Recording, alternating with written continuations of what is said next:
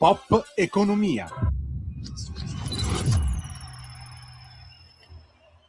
Soldi, soldi, soldi, quanti soldi, lodati siano i soldi, i bene amati soldi, perché chi ha tanti soldi vive come un pascià e a piedi caldi se ne sta.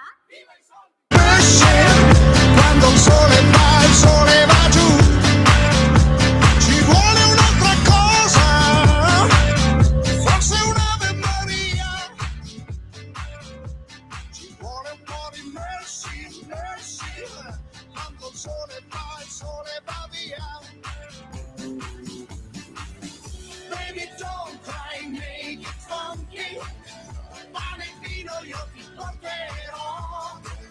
Viene venere su dai campi, che c'ho l'anima nel fondo del cuore. Ci vuole quella cosa che ci manca di più. Buongiorno Alessandra, ricordo il numero WhatsApp per gli ascoltatori, il 340 670 9659. A te la linea. Grazie Natalia, preziosa regista, e grazie di aver ricordato i numeri per mettersi in collegamento con noi. È martedì 14 aprile, io sono sempre Alessandra Mori e questa è Pop Economia Rumore. Abbiamo cominciato con Bacco per Bacco di Zucchero e già ci vorrebbero tante cose, dice Zucchero, soprattutto ci vorrebbe un'Ave Maria, che non sarebbe proprio male, che ne pensate in tempi di blasfemia ed ogni riferimento non è mai puramente casuale. E allora bianco, rosso o rosé, lui è buonissimo, irrinunciabile, vale proprio tanto, tanto, il vino italiano vale tanti soldi, come dice la nostra sigla, e cioè siamo a 14 miliardi e segna l'1,1% del PIL. I dati sono stati documentati, snocciolati dati del settore del vino proprio a Vinitaly 2026, la grande manifestazione. State seguendo la grande manifestazione in diretta che è in corso a Verona Fiere, è il 58esimo Vinitaly e ci sono tante autorità, c'è mezzo governo, anche di più di mezzo, tanti rappresentanti di categoria e ci sono 4.000 aziende presenti e oltre 100 eventi. Pensate un po' che il presidente di Verona Fiere, Federico Bricolo, ha detto non è stato molto semplice con tutta questa cancellazione di voli nei paesi del Medio Oriente e che ci ha costretto a riprogrammare diverse attività, ma ce l'abbiamo fatta, sono 4.000 operatori, ci sono 18 padiglioni, ci sono momenti formativi, masterclass, e una masterclass di grande pregio è quella che è tenuta dal nostro Umberto Stupenengo, direttore dell'Enoteca regionale di Gattinara e dell'Alto Piemonte, che è oggi in diretta con noi, un ospite che è venuto molte volte qui a Pop Economia.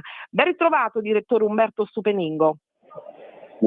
Buonasera a voi e a tutti i radioascoltatori. E come sta? È un po' che non ci si sente, non ci si vede, proprio mi sembra dall'ultimo Vinitaly. Lei è proprio lì ora a Verona Fiere. Sì, attualmente come sì. Vanno le cose? Prego. Sì, stanno andando molto bene, c'è grande interesse per i vini dell'Alto Piemonte e quindi grande soddisfazione.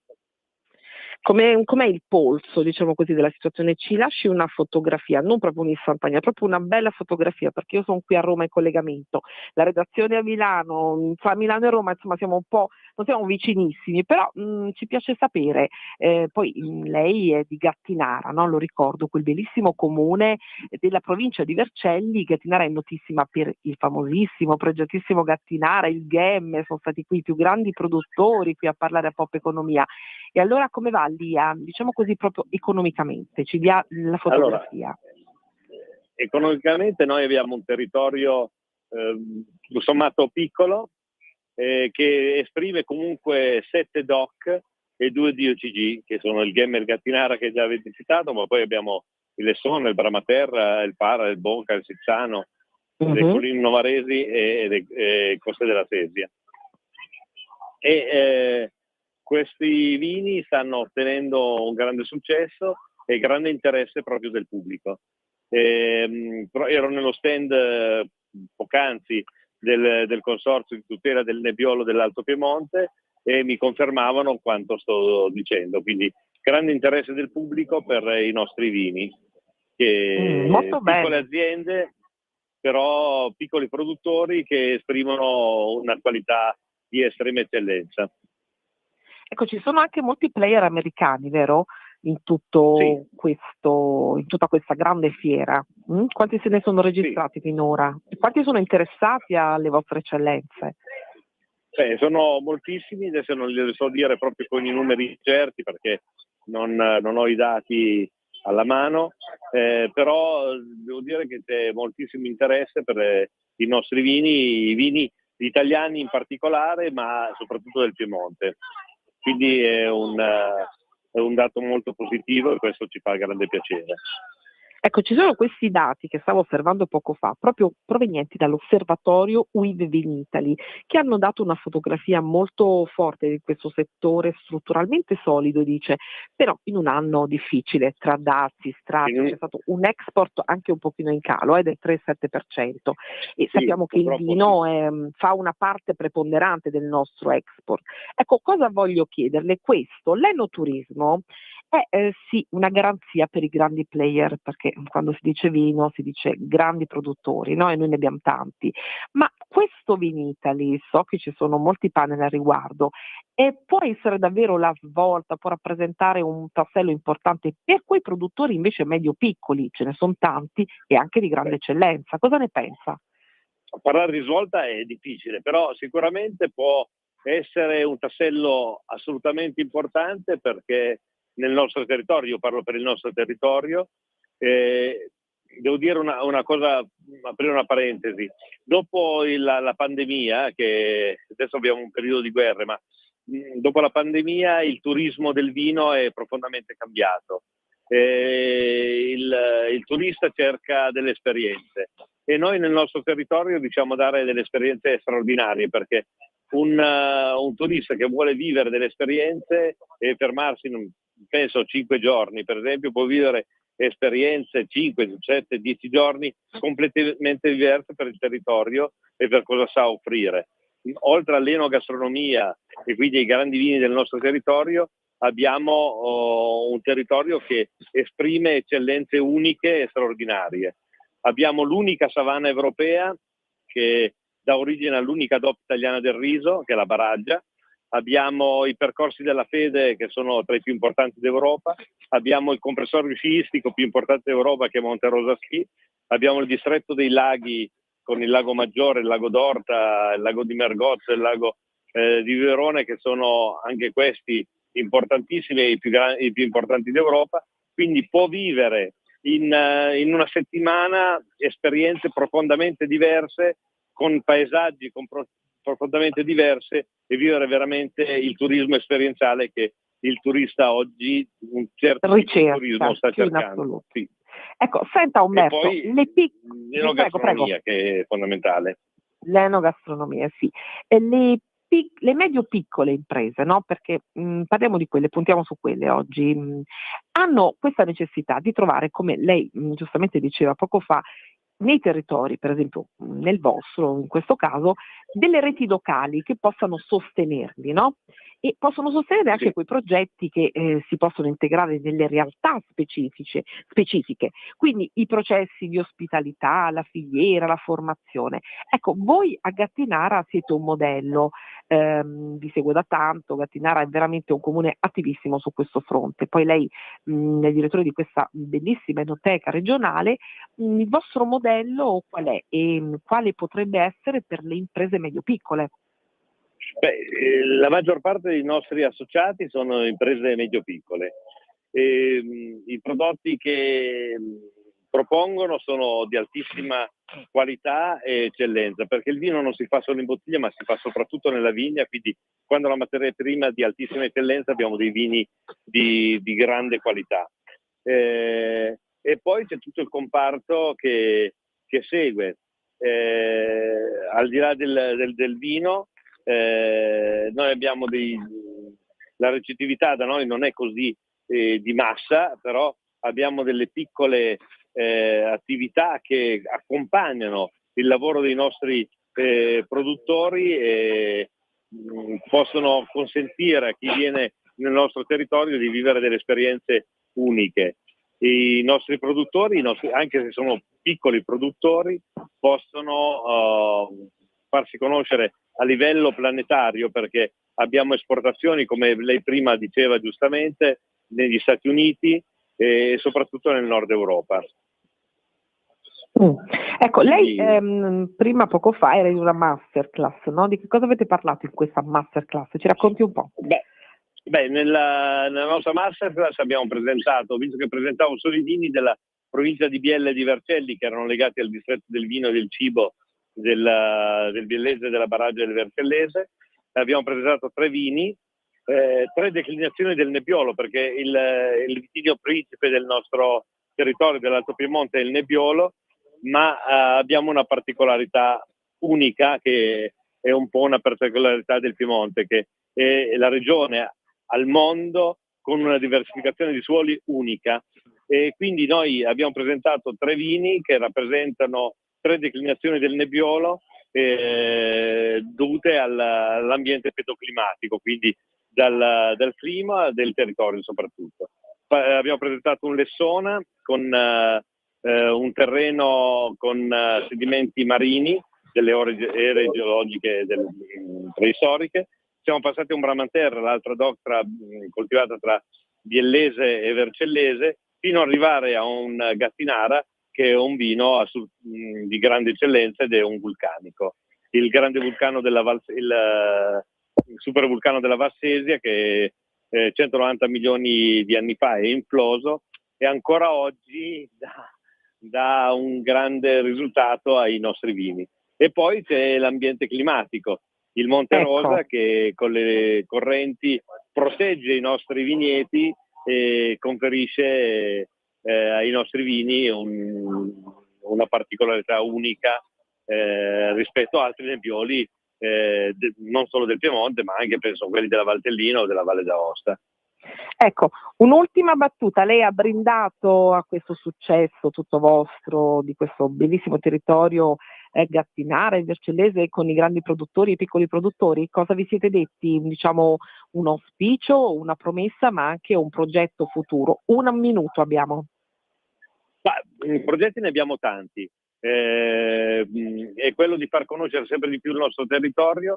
L'Enoteca regionale fa la sua parte, grazie anche alla collaborazione diretta di Regione Piemonte, che ci supporta in un modo straordinario, e anche dell'ATL delle Terre dell'Alto Piemonte. Noi come Enoteca tutti i giovedì facciamo i giovedì dell'Enoteca, dove proponiamo un vino con un produttore che racconta la filosofia produttiva della propria azienda. Partecipiamo a fiere nazionali e internazionali come Enoteca regionale, mettendo a disposizione la professionalità dei nostri sommelier e lo stand, e i produttori possono fornirci vini per presentare i loro prodotti. L'Enoteca regionale è e deve continuare ad essere un presidio importante per promuovere non solo i vini, ma anche tutto il territorio, che usa uno slogan che è molto caro a noi, e che è quello di uniti si vince, perché solo l'unità e remando tutti dalla stessa parte si ottengono risultati straordinari per tutti. È un motto sempre valido. Allora, sono le 16:17, corriamo, perché ci aspetta Gianmarco Centinaio, vicepresidente del Senato. Io la ringrazio molto, Umberto Stupenengo, e davvero ci stupisca sempre di più, il suo nome è davvero profetico. Devo chiudere, mi dica velocissimamente. Io vi ringrazio ancora, spero che questa trasmissione possa raggiungere tanti radioascoltatori e che possano capire che l'Alto Piemonte non è solo vino, ma è un territorio che collabora unitamente per raggiungere uno scopo straordinario, che è appunto far conoscere un territorio straordinario. Bello, bellissimo questo, me lo auguro anch'io, lo speriamo tutti. Grazie e molto molto a presto. A presto, grazie ancora. A presto. Andiamo col prossimo collegamento con lo stacco musicale di prima, Bacco per Bacco. Che ci manca di più, che siamo quasi tutti ai frutti, quando il sole va giù, ma vedi qualche cosa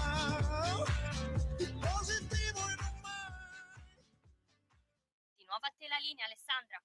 Bacco per bacco, zucchero, e siamo sempre qui che parliamo di vino, ma rimaniamo sobri per parlare di tutto e di più con Gianmarco Centinaio, vicepresidente del Senato e responsabile turismo Lega. Ben ritrovato. Grazie, buona giornata. E allora lei è di andata o di ritorno dal Vinitaly? Di ritorno dopo il secondo giorno di Vinitaly, quindi diciamo 2 giorni abbastanza impegnativa. Ecco, e allora ha brindato a questo comparto che pare davvero sia divino, cioè funziona molto bene nonostante gli scossoni, no? Dei dazi, degli strazi, in un anno assai difficile. Leggo qui che il vino italiano vale 14 miliardi, è stato detto e ridetto, e fa l'1,1% del PIL. Com'è andata? Ci regala un po', perché io sono qui a Roma. Radio Libertà a Milano, redazione a Milano, insomma Milano-Roma siamo un po' lontani da Verona Fiere. Com'è andata? Sì, un po' lontani da Verona, però io penso che tutta l'Italia in questi giorni fosse con almeno l'Italia del vino, l'Italia che ama i territori, che ama l'agroalimentare, fosse a Verona almeno col pensiero. È andata molto bene, bisogna dirlo, è andata molto bene perché comunque parlando con i produttori, parlando con gli espositori, praticamente tutti hanno parlato di tanti buyer dall'estero, tanti buyer dall'Oriente, i buyer dall'est europeo, e anche questa è una cosa importante perché ultimamente e di conseguenza c'è un cauto perché è ovvio che con una situazione come questa a livello internazionale si è sempre un po' lì sul chi vive, però diciamo che questo è un settore che comunque è un settore. Eccolo qui, forse abbiamo perso il senatore Centinaio, Non lo sento più, dalla regia lo sento. Ecco, collegamento un po' disturbato, senatore? Alessandra, sono sulla Prebemi.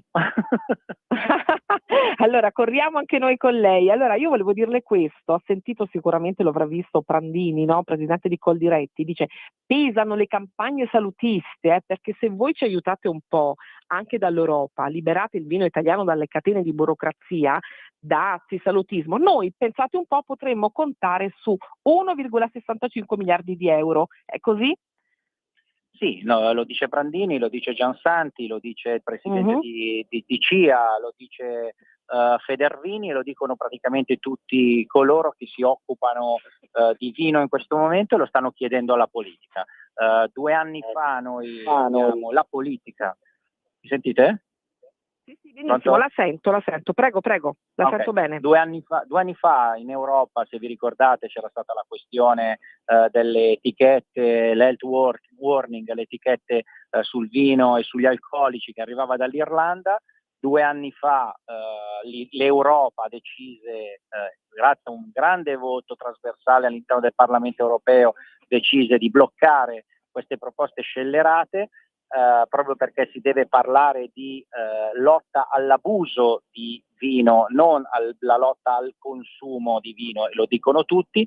La cosa che stiamo chiedendo, ma lo stanno chiedendo i produttori, visto che la mia famiglia comunque produce vino e quindi io sono nel doppio ruolo, che si sta chiedendo alla politica ancora una volta di togliere le magliette, rifare quello che è stato fatto 2 anni fa, cioè tutta la politica italiana che aveva lavorato insieme per fare lobby sana con gli altri paesi europei produttori di vino e per bloccare questo ennesimo tentativo scellerato di paragonare una bottiglia di vino a un pacchetto di sigarette. Veramente è una cosa che nessun medico l'ha mai detto, non ci sono ricerche scientifiche di alto livello, a livello mondiale, che dicono questa cosa, e quindi continuiamo a pensare che l'Europa ci debba, non dico aiutare un comparto, ma debba essere dalla parte dei consumatori e dire la verità.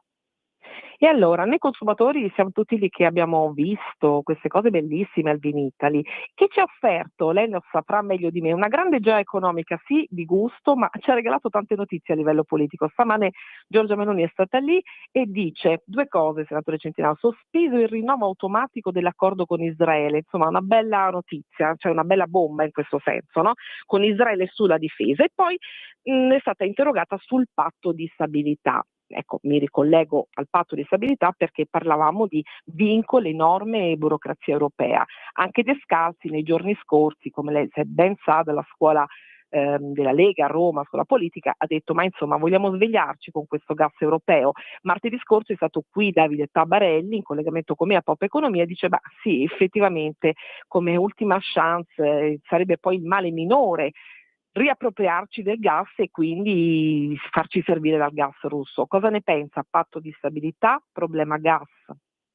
Ma, sulla questione del patto di stabilità continuiamo a dire, abbiamo detto sulla questione del patto di stabilità, ma quando lo diceva la Lega sembravamo noi i soliti che ce l'hanno con l'Europa. Adesso per fortuna ce ne sono anche altri che la pensano come noi e ben venga questa situazione.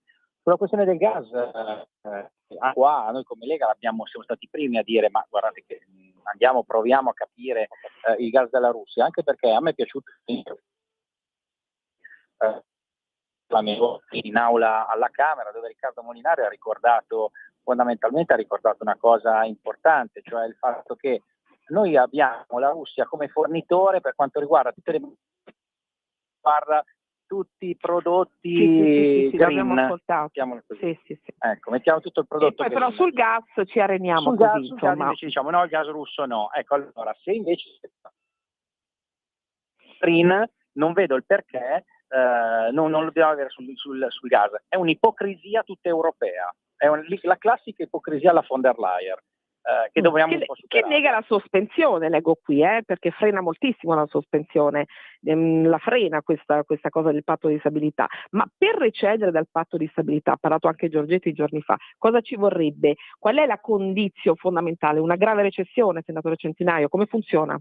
Velocemente. Ma allora sì, teoricamente sì, però posso anche pensare una cosa, cioè basta leggere i giornali per capire che è vero che non siamo in una grave recessione, ma che siamo in un momento di crisi importante, penso che mondiale, penso che sia sotto gli occhi di tutti e o la Fire non legge i giornali o forse non ha capito in che condizioni sono non tanto ma i cittadini europei.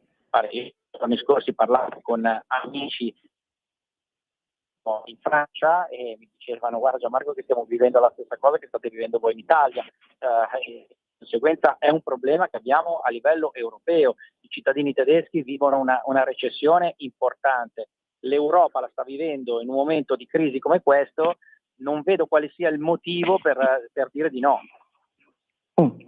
E allora, immagino quanti buyer americani ci siano, non ho qui i dati certi ovviamente, però lei ha parlato prima di tanti buyer, ma sicuramente molti americani, no? Ve lo vogliamo mandare una bottiglia di vino, rosé, non so, bianco, rosso a Trump, perché è molto nervoso, non so se lei ha visto le ultime agenzie, ma gliela dico io in diretta, ha attaccato anche Giorgia Meloni, ha detto sono scioccato dalla Meloni, non vuole aiutarci, Meloni che aveva difeso ovviamente Papa Francesco e stamattina è stata interpellata ancora su questo e ha dichiarato così Giorgia Meloni, le dichiarazioni di Donald Trump, l'attacco di Donald Trump è inaccettabile. Molto nervoso Donald Trump, Sì, è nervoso e io continuo a pensare che l'attacco fatto al Papa sia veramente inopportuno proprio da parte di un leader di un paese, di un leader che ha fatto della religione, del fatto comunque della parte diciamo anche spirituale molto la sua campagna elettorale. Attaccare il Papa io continuo a pensare che sia la cosa più stupida del mondo. Bene Giorgia Meloni, ha fatto bene, ha fatto benissimo perché così ha rispettato i milioni di italiani che si sono sentiti, non solo italiani, che si sono sentiti indignati dalle parole di Trump. Che a sua volta poco fa ha attaccato Giorgia Meloni e ha detto sono scioccato ormai dalla Meloni, non vuole aiutarci. Ormai Trump attacca tutti, quindi ce n'è uno al giorno. Noi siamo stati i primi a dire quando è stato eletto viva Trump, anche perché diciamo che l'alternativa era abbastanza imbarazzante a Trump, però io continuo a pensare che se poi tu ce l'hai con tutti, non penso che il mondo è fatto da leader stupidi e non penso che l'uscita della Meloni sia un'uscita così, ecco, semplicemente provocatoria nei confronti del presidente americano. io penso che anche Trump debba cominciare a capire che è vero che sei il presidente degli Stati Uniti, ma non sei il presidente del mondo e non sei il dittatore del mondo, e quindi anche un po' meno, ecco, anche un po' meno. La vedo dura, se posso dire la mia, e comunque magari sa, una bella bottiglia di rosé a Trump potrebbe far bene, che ne penso? Mandata dall'Italia. Secondo me, va ben ci vuole una bella camomilla, però... Una bella camomilla. E allora sono le 16:28, io la lascio al suo ritorno, tante cose abbiamo visto, tante cose le vedremo, quando vorrà siamo qui, sono qui e ci sentiamo e ci vediamo presto, va bene? Qui in diretta Radio Grazie Libertà. mille. Grazie. Grazie a voi. Grazie, buon viaggio. Pausa, andiamo al rumore, quanto rumore. Stai ascoltando Radio Libertà, la tua voce libera, senza filtri né censure, la tua radio.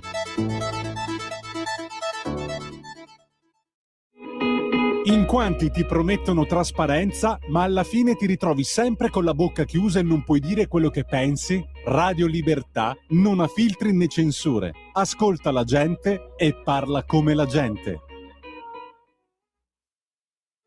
The room was completely... Stanco di perderti i tuoi programmi radiofonici preferiti? Vorresti la tua musica, le tue voci amate sempre con te, ovunque tu vada? Radio Libertà, l'applicazione che trasforma il tuo smartphone e tablet nella tua radio personale.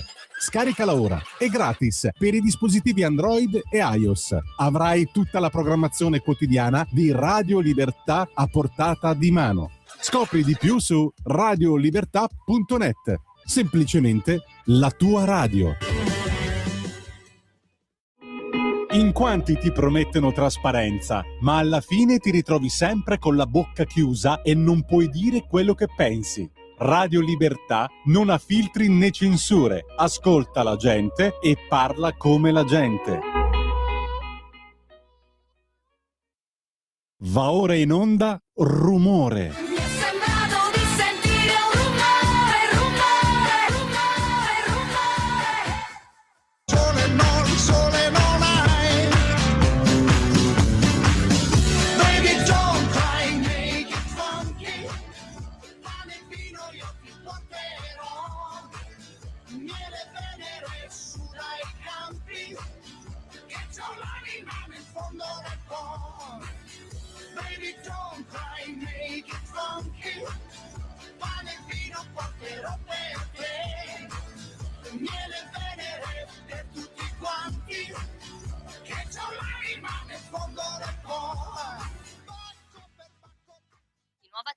Alessandra.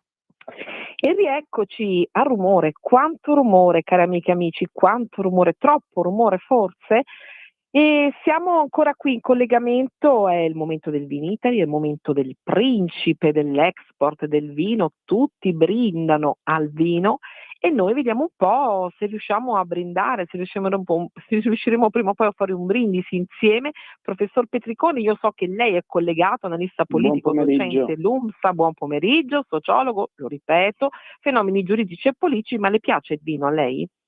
Sì, certo. Quanto le piace questo vino? Perché ora veniamo... No.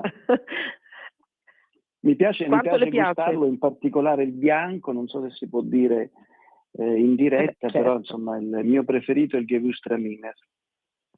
Si può dire tutto qui, perché questa è Radio Libertà, quello che gli altri non dicono qui si può dire tutto, Ha sentito la pubblicità, certo, quante volte vorresti dire delle cose e invece non le puoi dire, qui si può dire, perché è Radio Libertà.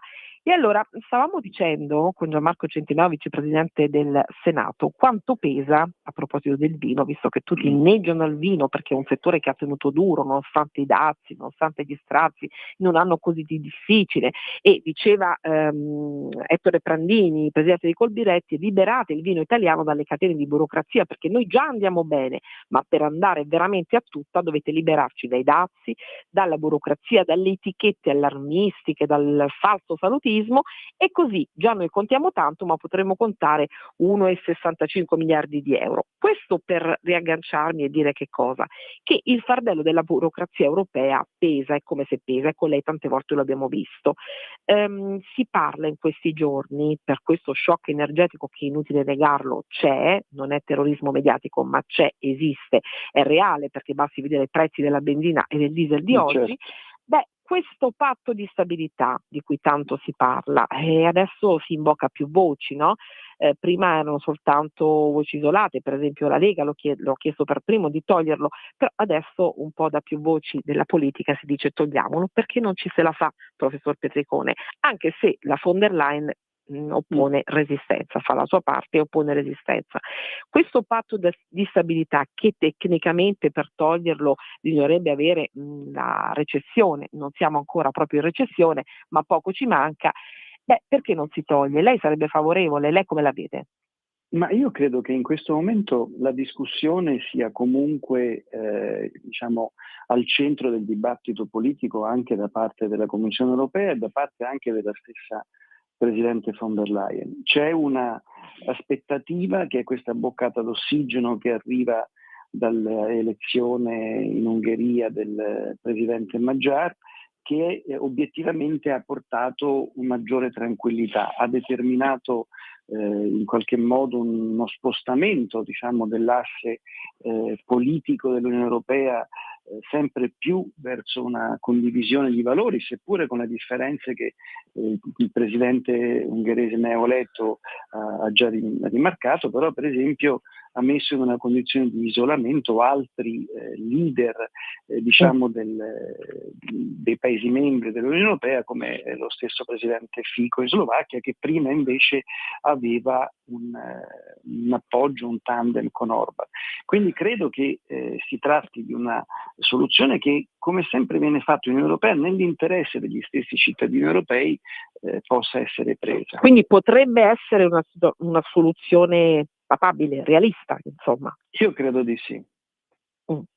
E della quale potrebbero beneficiare tutti. A proposito di papabili, veniamoci subito, così ci togliamo subito questo sassolino abbastanza ingombrante. C'è stato l'attacco, lo commentavamo pure prima con gli altri ospiti, di Donald Trump contro Papa Leone. Inaspettato, penso che sia storicamente, dopo lo schiaffo dei Anagni, non so, la seconda volta che accade una cosa del genere, no? Ma in termini diversi, o forse la prima volta in assoluto in queste condizioni, in questi termini, in questo modo smoderato.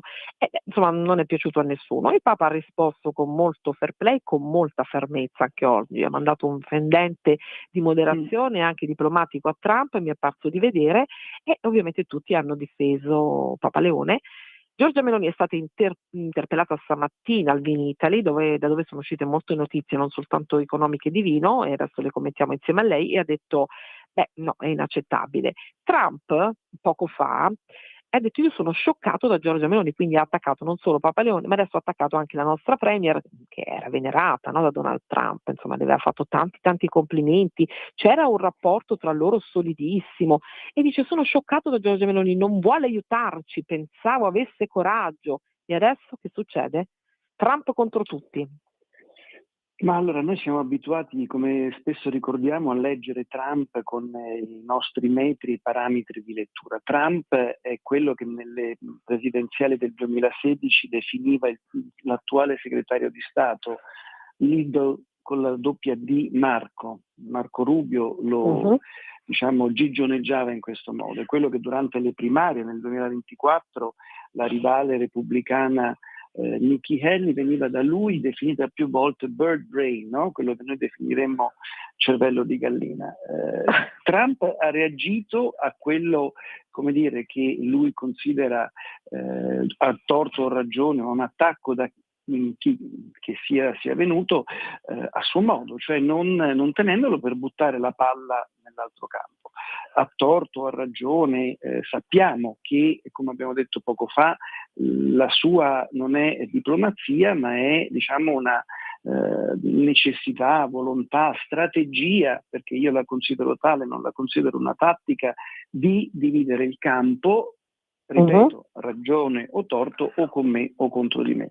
E le reazioni che lui ha avuto, ovviamente si è completamente, apparentemente isolato fino adesso, perché chi avrebbe mai immaginato di poter usare quei termini adesso da un punto di vista, vuol dire, anche istituzionale, diplomatico, non so, diciamo, definirlo altrimenti, un attacco al Santo Padre. Ecco, quindi vedremo quello che succederà, e sappiamo anche però che circa un anno fa, in occasione della diciamo, cerimonia per i funerali di Papa Francesco, lui veniva ritratto all'interno della cattedrale di San Pietro in questo caminetto tête a tête con Zelensky, che poco tempo prima aveva assolutamente insultato. Quindi dal punto di vista, diciamo, dei suoi cambiamenti di atteggiamento, credo che nessuno possa essere più in qualche modo confermato di Trump in questo periodo. E allora lei parlava prima, accennava al risultato storico in Ungheria, Magyar. Il vincitore, il patriota che si ribellò per primo a Viktor Orbán. E dice lui ora, ma già, ora torniamo normali. Questo neopremier sarebbe l'espressione della buona borghesia di Budapest detestata da Orbán, e è uno strappo che si è consumato con lui già nel 2024. Allora, chi è Magyar, professore?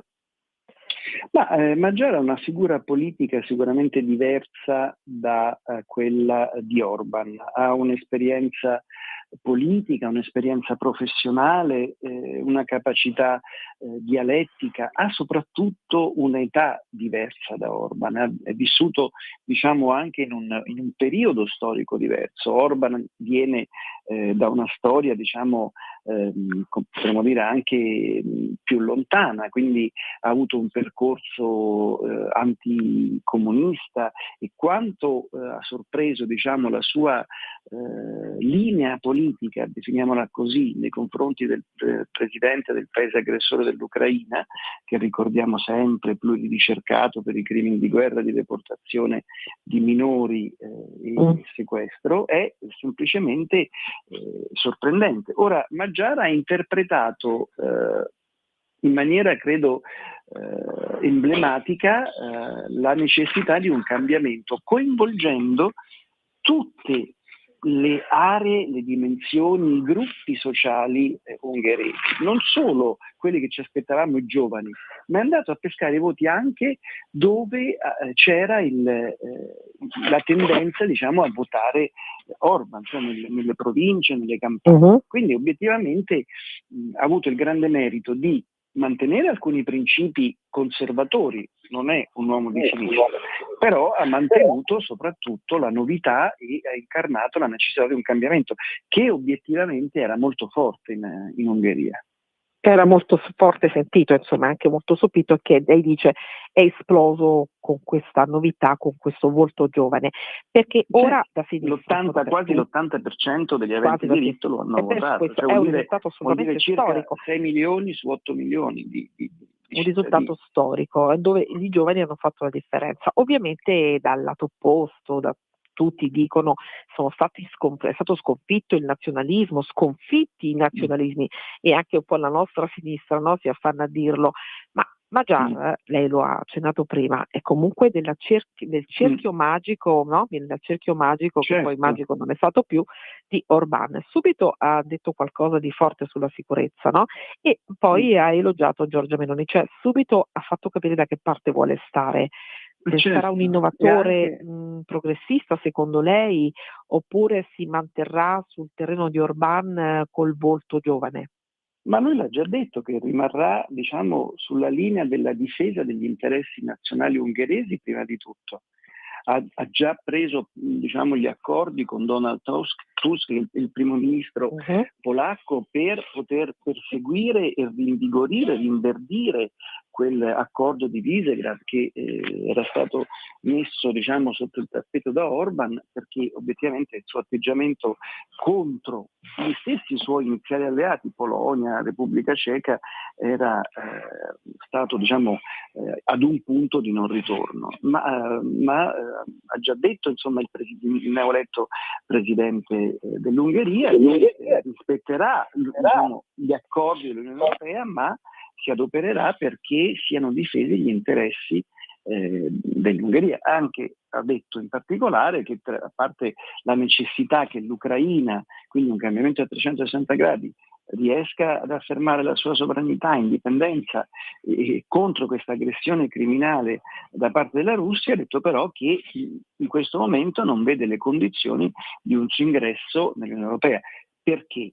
Perché l'Ungheria è stata, a parte il congelamento dei fondi per le dinamiche corruttive che sono in quel paese, il principale Stato membro destinatario dei finanziamenti dell'Unione Europea. Quindi un paese più povero dell'Ungheria che dovesse entrare, non sappiamo se da qui a 2 o 3 anni, nell'Unione Europea, sicuramente porterebbe minori fondi a quel paese. Chiaro.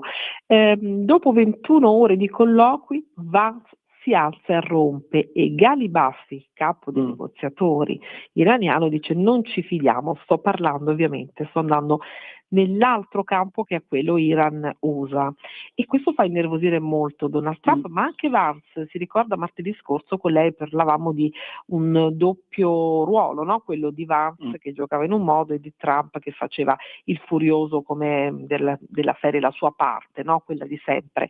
È un fallimento di Vance, è un fallimento della diplomazia, è un fallimento di Trump. Quanto innervosisce tutto questo Donald Trump? E quindi, come forse volevasi dimostrare, questa trattativa, questa negoziazione è fallita sul nascere. Ma guardi, diamo uno sguardo un attimo, un flashback a quello che è successo in Venezuela e in questo momento all'eclissi che ha colpito Marco Rubio. Per mesi Marco Rubio è stato al centro della scena politica. E poi è sparito. Come mai? Vance ha predominato su di lui?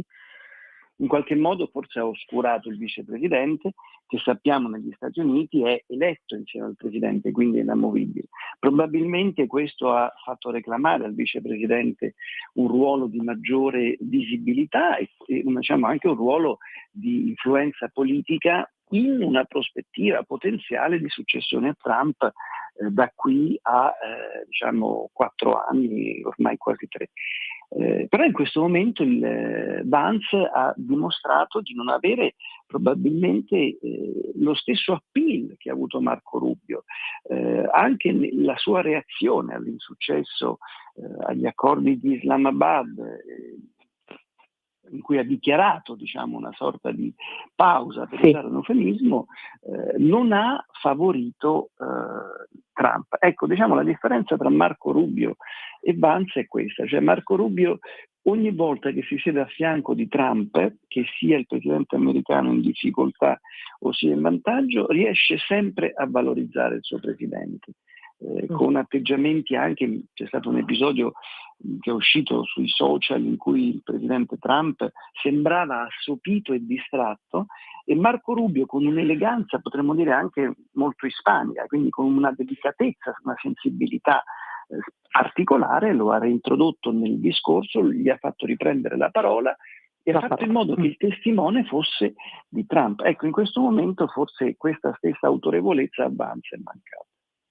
Ecco, poi c'è sempre Hormuz, no? Quella strettoia, quel corridoio dal quale noi dipendiamo e siamo appesi ad Hormuz. Vediamo ora come funziona il blocco negli USA nello stretto di Hormuz, perché si dice dagli USA intercetteremo le navi da e per i porti italiani, cioè il blocco navale USA è entrato in vigore. E qui adesso è consentito il passaggio di spedizioni umanitarie, di forniture mediche e di beni essenziali, ma il resto no. E scatta allora X per Hormuz. Come funziona?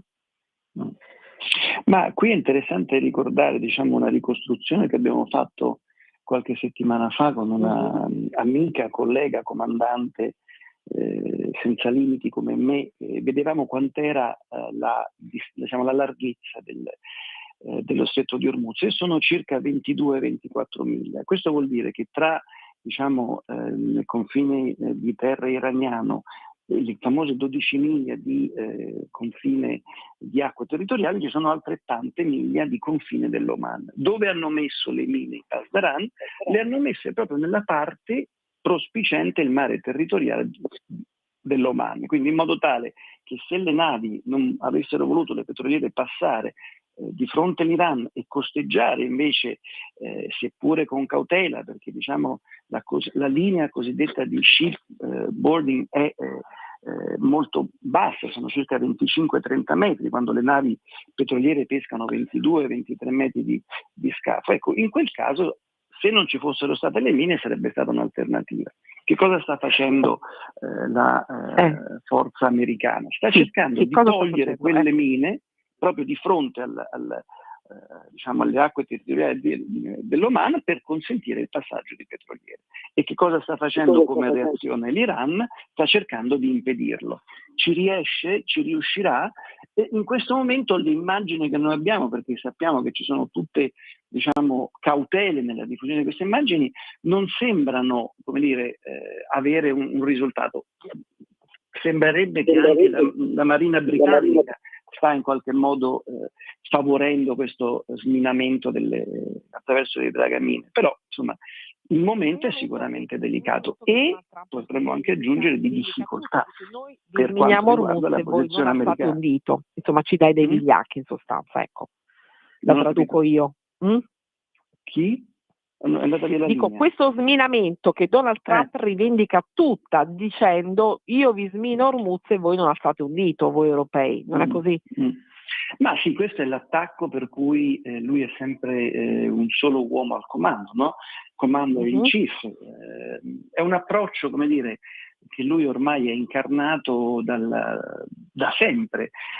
Però ecco, io ripeto, per molte volte che ne abbiamo parlato, che la storia di Donald Trump è molto, molto lunga, molto larga, è stata dato molte volte per sconfitta, no? Immaginiamo quando si ipotizzava una sua ricandidatura, o immaginiamo anche quando c'è stata continua ad esserci la vicenda degli Epstein Files. Bisogna però tenere presente che non è un uomo, in questo caso politico, un presidente, che va assolutamente sottovalutato. Cioè, ha dimostrato più di una volta di essere capace di ribaltare la situazione. Ribaltare la situazione, assolutamente. Intercetteremo le navi da e per i porti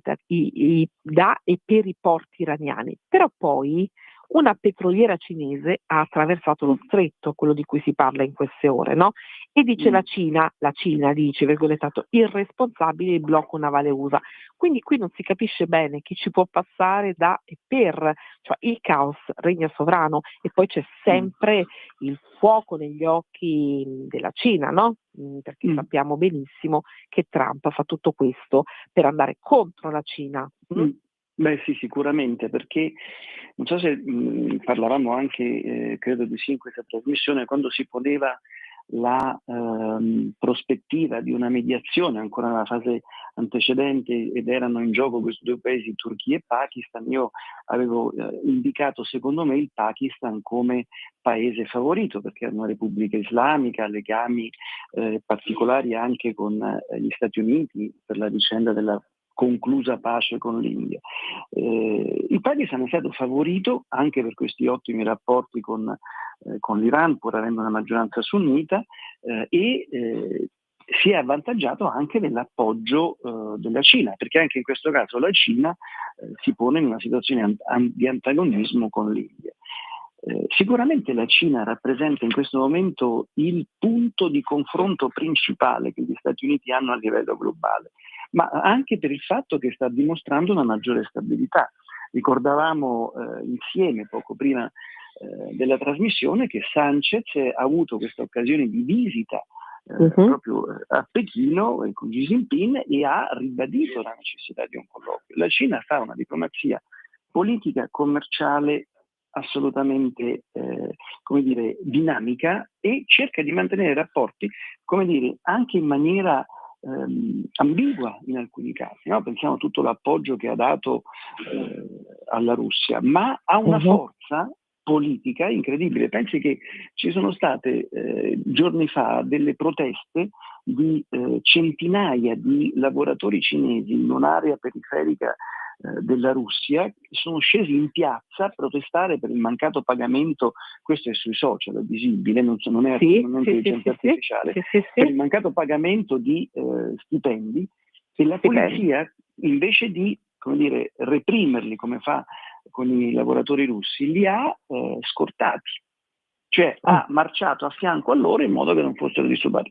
Quindi la forza della Cina non è soltanto con i suoi alleati, ma è anche nella capacità di allargare commercialmente, economicamente, diplomaticamente il proprio, diciamo, consenso con paesi occidentali, con l'Unione Europea. E questo ovviamente credo che l'amministrazione americana lo tema molto. In questo momento. E allora, il piatto è già bollente di per sé, tanti sono stati i temi che abbiamo fatto cuocere sul piatto, insieme a lei, professor Petricone, la ringrazio, una corposa oggi conversazione, più lunga del solito. Speriamo di essere riusciti a dare un po' di luce in questo mare magnum, in questo caos totale. Ci rivedremo e ci risentiremo presto, perché non finisce qui sicuramente. Io intanto la ringrazio e la saluto. Grazie. Buon pomeriggio. Grazie a voi, buon pomeriggio e complimenti. E allora, idee per il futuro. Vi do un annuncio. Succede non a Milano, non a Pavia, non a Verona Fiere, no, ma nel cuore di Roma, della capitale. La terza edizione accade nella Sala del Tempio di Adriano, una sala bellissima davvero, per chi voglia visitarla quando voi di Milano siete a Roma, ve lo consiglio vivamente. E dal 10 aprile si apre questa rassegna promossa dalla Camera di Commercio di Roma, è la terza edizione, appunto Idee per il futuro nel cuore di Roma. Si apre oggi, un grandissimo parterre bellissimo, c'è per esempio Brunello Cucinelli, Chiara Francini, ci sarà Dario Fabbri, François Hollande, Massimo Recalcati, e le dico alcuni, Agnese Scappini, Luca Zaia, ci sarà venerdì il cardinale Matteo Maria Zuppi. Credo che sia davvero molto interessante cosa potrà dire il cardinale Zuppi, cosa potrà dire Luca Zaia e tutti questi ospiti di grande caratura. E allora è un'offerta, dice Lorenzo Tagliavanti, presidente della Camera di Commercio di Roma, è un'ambizione, è un festival molto ambizioso perché vuole offrire alla capitale non solo uno spazio stabile di confronto alto, aperto, plurale. Ci farò un salto, se potrò vi renderò conto, vi farò sapere. E allora siamo in anticipo oggi, credo che siamo in tempo reale, in tempo record, 16:55. Io vi saluto, vi ringrazio e vi do appuntamento, se vorrete, sempre martedì prossimo alle 16 con Pop Economia e subito dopo Rumore, ma tanto qui è tutto rumore, dal pop alla fine. Grazie e a martedì. Avete ascoltato Pop Economia.